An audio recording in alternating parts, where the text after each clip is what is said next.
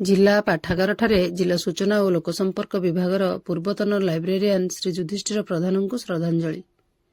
ଆଜି ସନ୍ଧ୍ୟା 6ଟା ସମୟରେ ଜିଲ୍ଲା ସୂଚନା ଓ ଲୋକସମ୍ପର୍କ କାର୍ଯ୍ୟାଳୟ ସୂତ୍ରରୁ ମିଳିଥିବା ସୂଚନା ଅନୁସାରେ ଆଜି ସକାଳ 8 ଘଟିକା ସମୟରେ ବୌଦ୍ଧ ଜିଲ୍ଲାର ଜିଲ୍ଲା ସୂଚନା ଓ ଲୋକସମ୍ପର୍କ ବିଭାଗର ପୂର୍ବତନ ଲାଇବ୍ରେରିଆନ୍ ଶ୍ରୀ ଯୁଧିଷ୍ଠିର ପ୍ରଧାନୀ ବୁର୍ଲା ମେଡିକାଲରେ ବ୍ରେନ୍ ଷ୍ଟ୍ରୋକ୍ ଯୋଗୁଁ ଗତ 3 ଦିନ ହେବ ପ୍ରଥମେ ଟିଟଲାଗଡ଼, ପରେ ବଲାଙ୍ଗୀର, ଭୀମଭୋଇ ମେଡିକାଲ ଏବଂ ଶେଷରେ ବୁର୍ଲା ମେଡିକାଲରେ ଚିକିତ୍ସିତ ହେବା ଅବସ୍ଥାରେ ଆଜି ଶେଷ ନିଶ୍ୱାସ ତ୍ୟାଗ କରିଛନ୍ତି।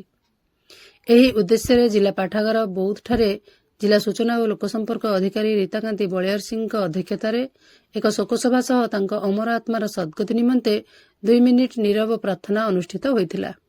ଏହି ଶୋକସଭାରେ ଜିଲ୍ଲା ପାଠାଗାରର ଗ୍ରନ୍ଥଗାରିକ ଅକ୍ଷୟ କୁମାର ମହାକୁଡ଼, ଜିତେନ୍ଦ୍ର କୁମାର ମହାନ୍ତି, ବୀରକିଶୋର କର୍ମୀ, ସମସ୍ତ ପାଠକ ପାଠିକା ଉପସ୍ଥିତ ଥିଲେ।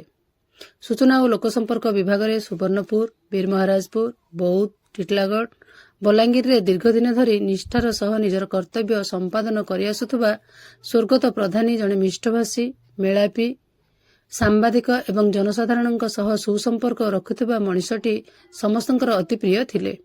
ତାଙ୍କର ଅକାଳ ମୃତ୍ୟୁରେ ବୌଦ୍ଧ, ସୁବର୍ଣ୍ଣପୁର, ବଲାଙ୍ଗୀର ସହ ଦେଓଗାଁର ସମସ୍ତ ଅଞ୍ଚଳରେ କାର୍ଯ୍ୟାଳୟରେ କର୍ମଚାରୀ, ପାଠକ ପାଠିକା, ଗଣମାଧ୍ୟମ ପ୍ରତିନିଧି, ଅଞ୍ଚଳବାସୀ ଗଭୀର ଶୋକ ବ୍ୟକ୍ତ କରିଛନ୍ତି। ଏହି ଦୁଃଖଦ ଖବର ପାଇ ଜିଲ୍ଲା ସୂଚନା ଓ ଲୋକସମ୍ପର୍କ ଅଧିକାରୀ ରୀତାକାନ୍ତି ବଳିଆର ସିଂ ସ୍ୱର୍ଗତ ପ୍ରଧାନୀଙ୍କ ଶବ ନିକଟରେ ପହଞ୍ଚି ଅଶ୍ରୁଳ ଶ୍ରଦ୍ଧାଞ୍ଜଳି ଜ୍ଞାପନ କରିବା ସହ ଶୋକସନ୍ତପ୍ତ ପରିବାରଙ୍କୁ ସାନ୍ତ୍ୱନା ଦେବା ସହ ଏହି ଘଡ଼ିସନ୍ଧି ମୁହୂର୍ତ୍ତରେ ଭାଙ୍ଗି ନ ପଡ଼ି ଧୈର୍ଯ୍ୟ ଓ ସାହସର ସହ ତାଙ୍କର ସମସ୍ତ କ୍ରିୟାକର୍ମ କରିବା ପାଇଁ କହିଥିଲେ।